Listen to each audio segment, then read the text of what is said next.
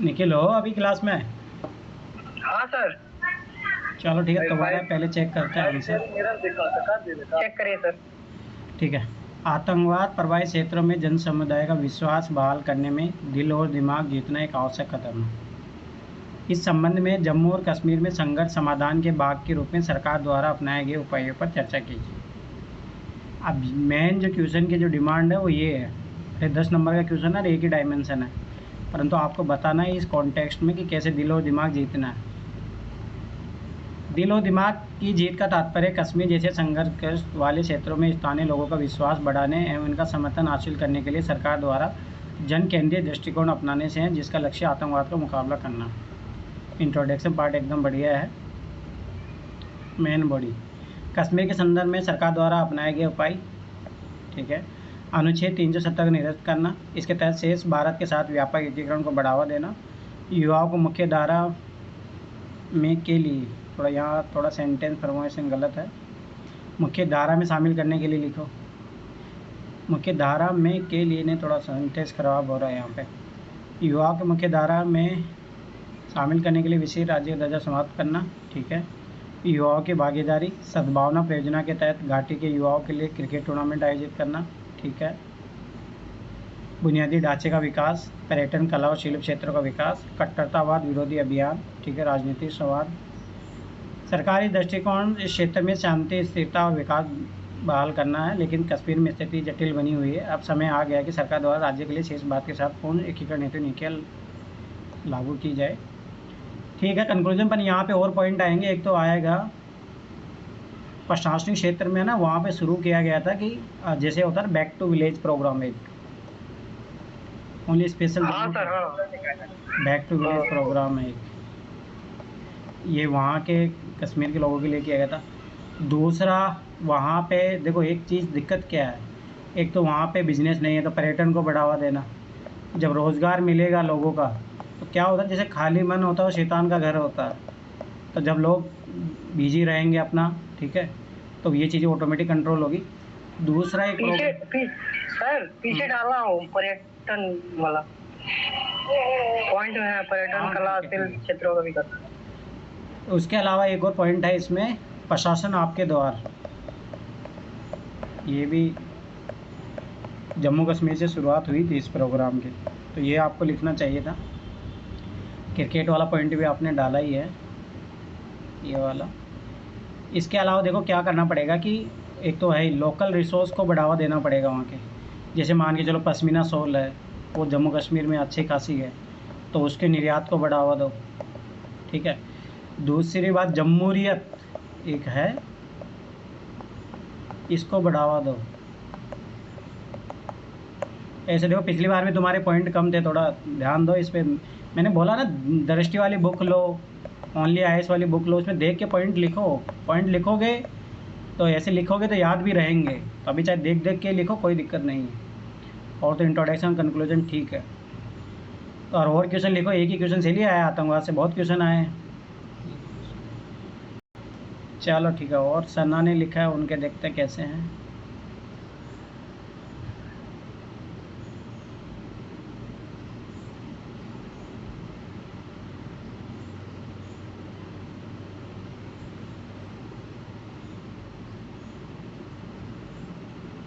देखो एक क्वेश्चन ये रहा जो तुमने नहीं लिखा निखिल, आतंकवाद की जटिलता और तीव्रता, इसके कारणों, संबंधों तथा अप्रिय गठजोड़ का विश्लेषण कीजिए। इसमें बताना है।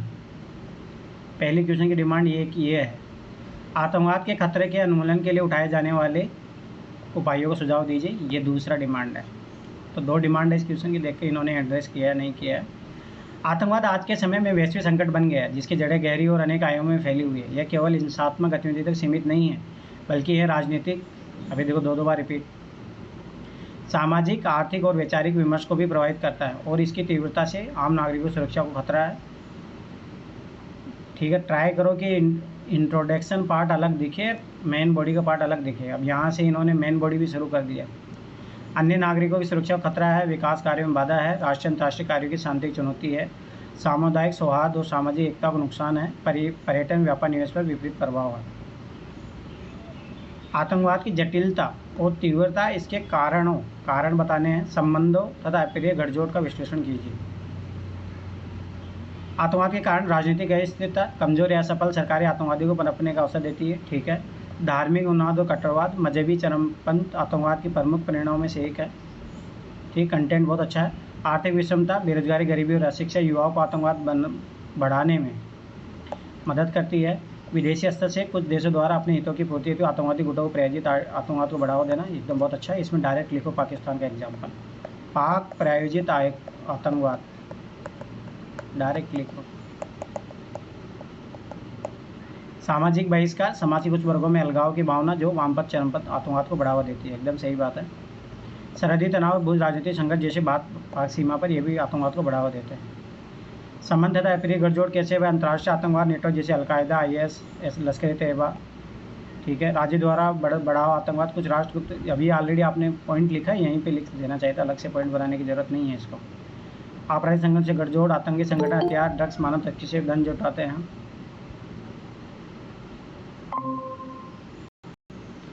IT और सोशल मीडिया का उपयोग, इंटरनेट के माध्यम से प्रचार। ठीक है। अब ये है कि पॉइंट बहुत अच्छे हैं, सब कुछ अच्छा है, परंतु क्रिप्स लिखो, इतना बड़ा नहीं जाएगा ना, इतने में तो आंसर, अगर 15 नंबर का तो फिर भी ठीक है, चल जाएगा। अगर 15 नंबर का क्वेश्चन है तो बहुत अच्छा है, यहाँ तक बहुत अच्छा लिखा है, तो फिर तो 3 पेज मिलते हैं आपको लिखने का। अब इन्होंने क्या 3 पेज यूज किया, 4 पेज, देखो 1 पेज ज़्यादा चला गया ना, तो वही एक जहाँ रिपीट हो रहा है वहाँ पे बची। आतंकवाद के उन्मूलन के होते सुझाव, कठोर कानून, कड़ी सजा, UAP जैसे सख्त कानूनों का प्रभावी क्रियान्वयन, NIA और अधिकार देना। आधा अधूरा स्टेटमेंट नहीं। बुद्धिमत्ता और निगरानी प्रणाली, खुफिया एजेंसी को आधुनिक तकनीक से लैस करना, अंतर्राष्ट्रीय सुपर सूचनाओं को साझा करना, एकदम अच्छी बात है। आर्थिक स्रोतों पर प्रहार, एकदम सही बात है। यहाँ पे FATF का आएगा, FATF के प्रावधानों को लागू करना, आतंकी फंडिंग पर नज़र रखना, हवाला मनी लॉन्ड्री को रोकना, सीमा सुरक्षा को मजबूत करना, BSF ITBP को सेना की तकनीकी रूप से सशक्त बनाना, सीमा पार घुसपैठ को रोकने के लिए अत्याधुनिक उपकरणों का प्रयोग करना, चरमपंथी विचारधारा का प्रतिवाद, शिक्षा, संवाद, जागरूकता के माध्यम से, धार्मिक नीतियों सकारात्मक भूमिका, एकदम सही है नेताओं की, युवाओं का सशक्तिकरण, रोजगार, कौशल विकास और मुख्य धारा से जोड़ने की भी योजनाएं। ठीक है, बहुत अच्छा है। अंतर्राष्ट्रीय सहयोग, संयुक्त राष्ट्र और अन्य वैश्विक मंचों पर आतंकवाद के विश्व विरुद्ध साझा रणनीति, FATF, देखो यहाँ पे लिखा है, जैसे निकाय के दिशा निर्देश पालन। अभी देखो ये जो मेरे नोट्स हैं वहीं से सारे पॉइंट उठाए गए, एकदम सही उठा है, एकदम बढ़िया है। आतंकवाद एक बहुआयामी संकट है, निष्कर्ष जिसका समाधान सैन्य, राजनीतिक इच्छा शक्ति, सामाजिक सहभागिता, आर्थिक सशक्तिकरण और अंतर्राष्ट्रीय सहयोग से ही संभव हो पाएगा, एकदम बढ़िया है। अब ये देखो इसमें पॉइंट निखिल, तुम जो है मेन बॉडी में पॉइंट नहीं लिखते हो, लेकिन इन्होंने मेन बॉडी में बहुत अच्छे अच्छे पॉइंट लिखे हैं, बहुत अच्छा लिखा है। आगे देखते हैं, इन्होंने एक और लिखा है। सर ये किसकी कॉपी थी पहले? सना की। सर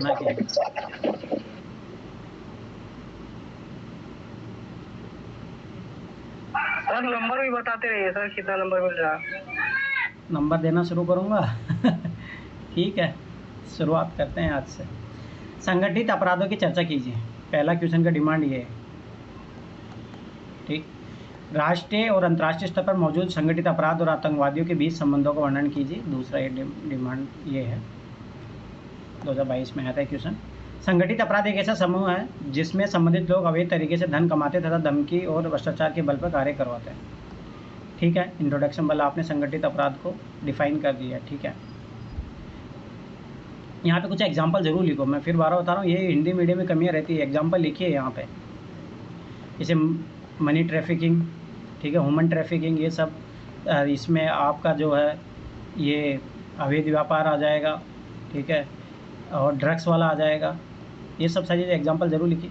संगठित अपराध स्थानीय राष्ट्रीय स्तर पर छोटे से हो सकते हैं, जबरन वसूली आदि करवाना, चर्चा कीजिए। ठीक है, संगठित अपराध बड़े भी हो सकते हैं जिनमें अंतर्राष्ट्रीय बाह्य अपराध सिंडिकेट शामिल हो सकते हैं, जैसे नशीली पदार्थों की तस्करी, हथियारों की तस्करी, आतंकवाद, धन शोधन आदि सभी प्रकार की गतिविधियाँ शामिल हो सकती है। अब इतना देखो, यही है हिंदी मीडियम में दिक्कत।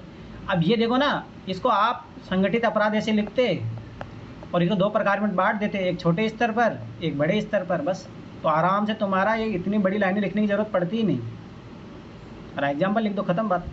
संगठित अपराध और आतंकवादी के बीच संबंध, वित्तीय संबंध, नस्ली दवाओं की तस्करी, ड्रग्स, मानव तस्करी जैसी अनेक गतिविधियां आतंक संगठनों के लिए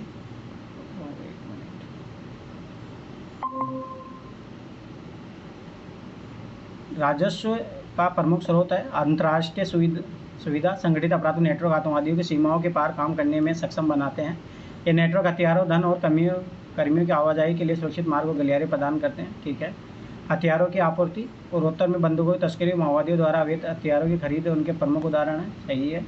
जाली मुद्रा विनिमय, हथियारों की आपूर्ति की खरीद के लिए जाली मुद्रा का प्रयोग प्रमाणित हो चुका है। एग्जाम्पल जम्मू कश्मीर। दूसरी बात, आजकल इसमें लिखो डिजिटल करेंसी, क्रिप्टो करेंसी है ना, उसका यूज होता है आजकल, क्रिप्टो करेंसी। ये गया जमाना, आजकल क्रिप्टो करेंसी में व्यापार कर रहे लोग। स्थानीय स्तर पर गतिविधियाँ, पूर्वोत्तर में जबरन वसूली, अपहरण आदि, माओवादी आंदोलन, जबरन वसूली, बैंक डकैती, कश्मीर में जाली मुद्रा, हवाला धन शोधन आदि। कुछ समाधान के भी बताए इन्होंने। आपराधिक कानूनों का मजबूत करना, गवाह संरक्षण कार्यक्रम तथा गवाह सुरक्षा संरक्षण, आपराधिक आय जब्त करना, बहुपक्षीय व्यवस्था लागू करना। इसके लिए तहत खुफिया एजेंसियों, स्थानीय पुलिस और केंद्रीय सरकारी विभागों की मदद से इनके नेटवर्क को तोड़ा जा सकता है। ठीक है। ईमानदार अधिकारियों की रक्षा, जिससे उनका मनोबल बढ़ा रहे। भारत में अपराधों को नियंत्रित करने के लिए कानून, राष्ट्रीय सुरक्षा अधिनियम 1980, NDPC एक्ट 98, फेमा, धन शोधन अधिनियम, यूपी आदि। संगठित अपराध व आतंकवाद के समाप्त करने के लिए बहुआयामी रणनीति अपनाना होगा। राष्ट्रीय अंतर्राष्ट्रीय स्तर पर समाधान हो पाएगा। ठीक है। ऐसे क्वेश्चन का डिमांड एकदम फुलफिल किया गया। अगर इसको अपन 15 नंबर का क्वेश्चन माने, आराम से 5 नंबर मिल जाएंगे।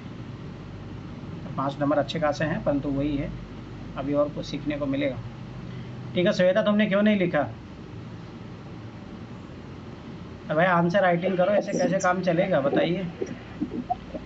और मोनिका, तुम कहाँ गए बहू? पढ़ाई लिखाई शुरू ना की? मैंने भी क्वेश्चन लिखा है, लेकिन वो सही साथ नहीं है। मैंने आपको भेजा हुआ है व्हाट्सएप। लिखा है? अभी भेजा है? सही है, समझिए। सर हाँ बोलिए। PDF बना के भेजो, PDF बनाओ, तभी काम चलेगा। ऐसे चेक ही नहीं हो पाएगा तुम्हारा। ठीक है।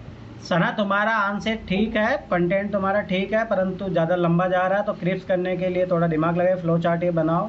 और पॉइंट तुम्हारे सही है, निष्कर्ष सब सही है। और इंट्रोडक्शन में थोड़ा पहले क्वेश्चन देखना कि उसमें थोड़ा सही करने का प्रयास करो कि इंट्रोडक्शन और मेन बॉडी अलग अलग दिखनी चाहिए। मोनिका, आप PDF बना के भेजिए, तभी हो पाएगा, ऐसे तो होगा नहीं। चाहिए सर मैं हाँ, बोलो। करती हूँ। मुझे थोड़ा बड़ा लिखना चाहिए कि मतलब उतना ही सही है। नहीं, तुम्हारा सही है, 140 वर्ड था। बढ़िया बढ़िया तुम्हारा, परंतु तुम पॉइंट ज़्यादा लिखो, तुम 2-3 पॉइंट लिख के साइड में जा रहे हो, ये सही नहीं है। ठीक है सर। आप देखो क्या वो मेरी आवाज, क्या हो गया। आप दोबारा से बोलिए, आवाज नहीं आ रही। हाँ सुनो, मैं बता रहा हूँ, देखो इधर ध्यान से। पहली बात देखो, तुम्हारा इंट्रोडक्शन ठीक है, पर याद रखना कि इंट्रोडक्शन और मेन बॉडी में पार्ट थोड़ा अंतर, मतलब गैप दो। ठीक है। पहली गलती तो तुम्हारी ये थी पहले वाले क्वेश्चन में, दूसरे वाले क्वेश्चन में नहीं, पहले वाले क्वेश्चन में तुम्हारी ये गलती थी। ठीक है। तो ये में इंट्रोडक्शन और मेन बॉडी में थोड़ा गैप रहना चाहिए। कंक्लूजन भी तुम्हारा ठीक है, ठीक जा रहा है।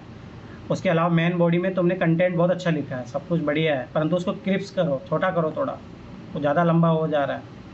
15 नंबर का क्वेश्चन है।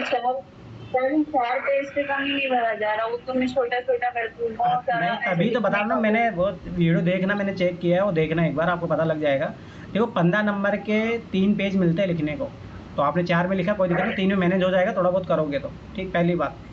दूसरी बात, 10 नंबर का जो क्वेश्चन होता है उसमें 2 ही पेज यूज कीजिए। ठीक है। तीसरी चीज़, आप फ्लो चार्ट यूज करना सीखो, ट्री डायग्राम ये सब बनाना सीखो, उसमें तब सीखोगे।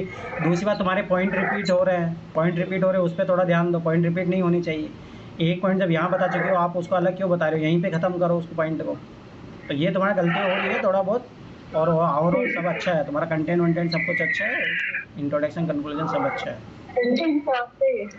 हाँ, कंटेंट तो आपका ही है, बस मैं तो लिख रही हूँ उसको। हाँ नहीं सही है ना, तो वही है, मेरे नोट्स का यूज़ कीजिए, तभी तो बोलो इतने अच्छे अच्छे पॉइंट वहीं से है। देखो मैं क्या बोला हूँ, सुनो ध्यान से सब लोग। एक तो दृष्टि बुक, ठीक है, ओनली IAS वाला, उसका PDF आराम से मिल जाता है। ठीक है। ये PYQ का है। ठीक है। तो आपको सबसे पहले क्या करना है, क्वेश्चन लिख लिया, उसके बाद में देखो दृष्टि वाली बुक ने इंट्रोडक्शन कहाँ से शुरू किया है, ओनली IAS वालों ने कहाँ से किया है, और फिर मेरे नोट्स, इनको सामने रखो, फिर देखो कि मेरे नोट्स से अगर अच्छा इंट्रोडक्शन मिल रहा है तो उसी को लिखो बार बार। ठीक है। तो याद हो जाएगा आपको। फिर उसके बाद मेन बॉडी में क्वेश्चन में देखो कि इन्होंने दृष्टि वाले ने क्या लिखा है, मेरे नोट्स के अलावा कुछ लिखा है तो उनको टापो, फिर फ्लो चार्ट ही बनाओ, देख के बनाओ, अभी कोई दिक्कत नहीं है, देख के लिखिए आंसर। फिर निष्कर्ष में देखो कि दृष्टि में अच्छा दिया है तो वहाँ पे कुछ पॉइंट यहाँ से चुरा ली, कुछ यहाँ से चुरा ली, ऐसे करके लिखोगे तो अच्छा बहुत मॉडल आंसर बन जाएंगे अच्छे खासे। अरे साथ के साथ करते चलो, क्या ये आतंकवाद का कोई लिख ही नहीं रहा है अभी तक, ओनली संवेदा तुम कहाँ क्यों नहीं लिखा तुमने? सर मैं ना पढ़ रही हूँ तो मुझे ना ऐसा ऐसा मैं फैक्ट्स पढ़ रही हूँ, थोड़ा मतलब थ्योरी से कनेक्ट ही नहीं हो पा रही, मैं समझ ही नहीं आ रहा कैसे करूँ। मतलब ये क्या बहाना बना रही हो तुम, मेरे को तो समझ में नहीं आ रही। बहाना नहीं बना रही सर, मैंने पढ़े थे नोट्स लेकिन मुझे समझ ही नहीं आ रही। एक होता है थीम, वरना पीछे बैकग्राउंड कुछ बन ही नहीं रहा, मुझे ऐसा लगा मैं कंटेंट पढ़ रही हूँ, अब फिर वरना फिर आपको सेम कॉपी कर दिया आपने। अरे तो मैं देख के लिखिए, उसमें क्या दिक्कत है, ये लोग भी तो लिख रहे हैं ना। तो सर इनके पास तो पहले से पढ़ा हुआ है इनका भी। अच्छा तो तुम के क्लास नहीं देख रही हो मैडम? आपने पीडीएफ बना के भेजा मोनिका?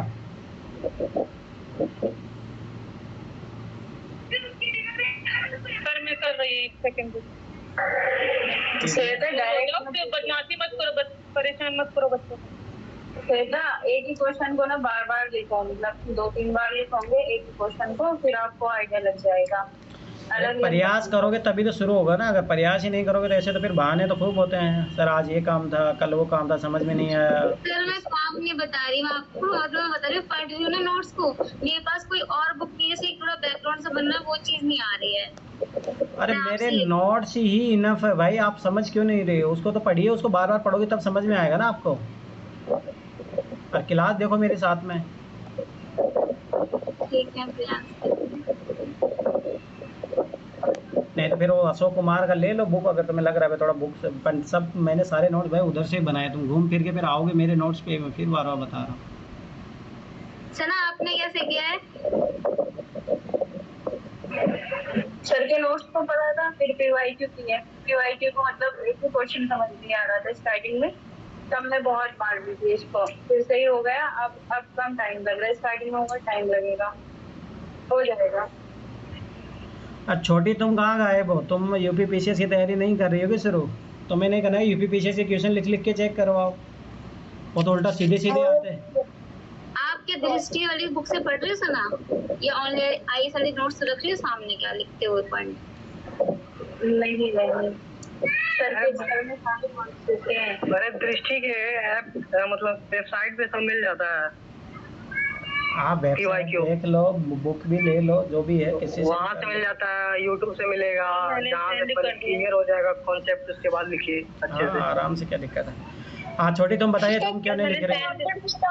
भैया वो 8 नंबर के क्वेश्चन आते हैं लिखने के लिए 200 वर्ड में, फिर 12 नंबर के क्वेश्चन है, कुछ फॉर्मेट नहीं समझ में आ रहा है अभी उसका।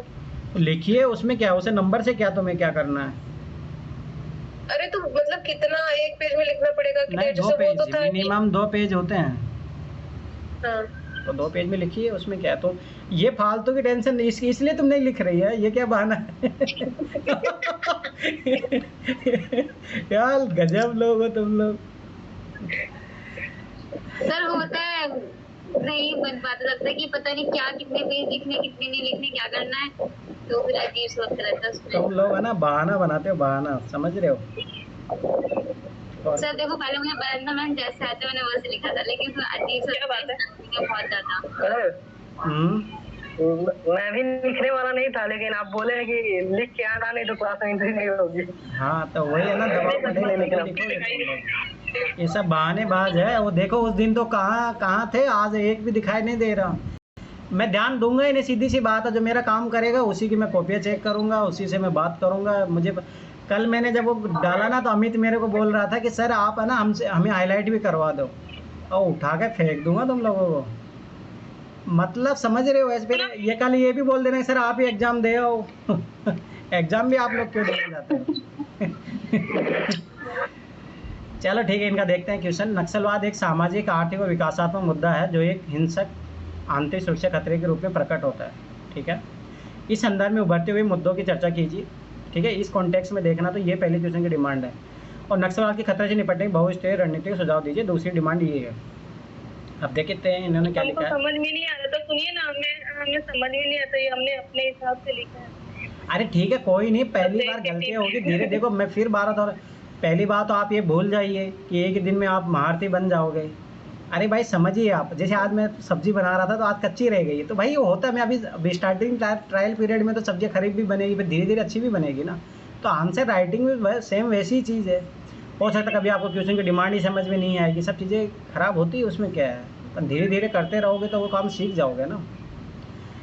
नक्सलवाद का संबंध वामपंथ से है, जो आदिवासी मजदूर किसानों वंचितों की दुर्दशा के लिए सरकार को जिम्मेदार मानता है। नक्सली समाज में बदलाव के लिए हिंसा का सहारा लेते हैं। अभी देखो अलग अलग आप पॉइंट वाइज इंट्रोडक्शन जब लिखते हो तो एक ही बार में उसको कंप्लीट करो, अगर फिर मेन बॉडी लिखते हो तो उसको अलग करो। भारत के मध्य पूर्वी और दक्षिणी हिस्से में मुख्यतः क्षेत्र है जो गंभीर नक्सलवाद माओवाद से प्रभावित है। ठीक है, अब क्या आपने ये क्वेश्चन की डिमांड एड्रेस की है। नक्सलवाद एक सामाजिक आर्थिक विकासात्मक मुद्दा है जो सांस्कृतिक क्षेत्र में आदिवासियों के खिलाफ शासन संबंधी अंतराल और व्यापक भेदभाव को नक्सलवाद के प्रसार के प्राथमिक कारकों के रूप में पहचाना है। ठीक है, राजनीतिक कारक प्रमुख रूप से आदिवासियों के प्रति राजनीतिक व्यवस्था की प्रकृति की उदासीनता है, सुशासन का अभाव है, रेड कॉरिडोर क्षेत्र में पीडीएस योजना, भ्रष्टाचार का कारण, खाद्य सुरक्षा का अभाव है। ठीक है, आय की असमानता जैसे इन गतिविधियों को शामिल होने का मजबूर किया है। नक्सल खतरे निपटने बहुराष्ट्रीय रणनीति, सरकारी प्रयास। अभी सरकारी प्रयास तो गायब भी हो गए तुम्हारे, ये कौन लिखेगा। नहीं, वही तो समझ में नहीं आया, तो मुझे लगा कि इसको पढ़ना पड़ेगा कहीं से, क्योंकि मुझे अरे मेरे नोट जाके देखिए, मैंने ये डायरेक्ट ये लिखा है, जाके पॉइंट देखिए, मेरे notes already answer writing format में बने हुए हैं। और नहीं भी बने तो आप दृष्टि का बुक को उठाओ। मैं पढ़ नहीं रही थी ना, मैं इतने दिनों से कहाँ मैं पढ़ूं, तो आप आज मैसेज आया कि लिख करके लाना तो ही मुझे ज्वाइन करना है, ऐसा करके तो मैंने कहा एक बार लिख कर देख के बैठे बैठे हमने कहा हाँ तो ठीक है, नोट्स मेरे जो नोट्स उसके पीडीएफ को लेके बैठिए, शुरू कीजिए। देखो मैं फिर बता रहा हूँ, जो लिख नहीं रहा ना तो उसको कुछ ज़िंदगी में कुछ, देखो आज तुम लोगों के 1 साल बाद में, 2 साल बाद में यही हाल है ना, 10 साल बाद में यही हाल रहेगा जब तक नहीं लिखोगे। और डेली लिखोगे ना, 1 महीने में महारत हासिल कर लोगे आंसर राइटिंग में, जी याद रख लेना। और लिखोगे तब, अजीब सा डर लगता है, पता नहीं क्यों। अरे तो कौन सा तुम लोगों को, देखो ह्यूमन नेचर होता है कि नहीं, मालूम है कि कोई डांटेगा नहीं, कोई चिल्लाएगा नहीं, इसके कोई मार्क्स नहीं मिलने, कुछ नहीं होना, लेकिन एक अजीब सा वो अंदर से फियर रहता है कि ये पता नहीं सही कर रहा है गलत। ये उल्टा इसीलिए तो इसको ओवरकम करना है ना। अगर जब तक ये नहीं करोगे तो फिर भूल ही जाओ फिर यूपीएससी आप। जब तक आप खुद सोचे, जब तक आंसर नहीं लिखोगे तो फिर क्या ही मतलब, यूपीएससी झूठ मार का तैयारी का तमगा लेके घूमने से क्या मतलब है, बताओ मुझे, कोई मेडल मिल जाएगा क्या तुम लोगों को। जब तक लिखोगे नहीं भाई, मेंस ही तो सब कुछ है यूपीएससी में, तो पीटी तो चलो क्वालिफाइंग है ओनली। जब तक मेंस में कुछ तक नहीं करो तब तो इंटरव्यू कॉल भूल भी जाओ। तो बिना आंसर राइटिंग तो बिना तो कुछ होगा भी नहीं। ठीक है, तो आंसर राइटिंग कीजिए। और श्वेता बहाना वाना बनाना छोड़िए, छोटी तुम भी ये सब फालतू की बातें। सर मैं प्रयास करूंगी, आप मेरा वीडियो खत्म होगा जैसे लिखा जाएगा। चलो ठीक है, क्लास शुरू करते हैं।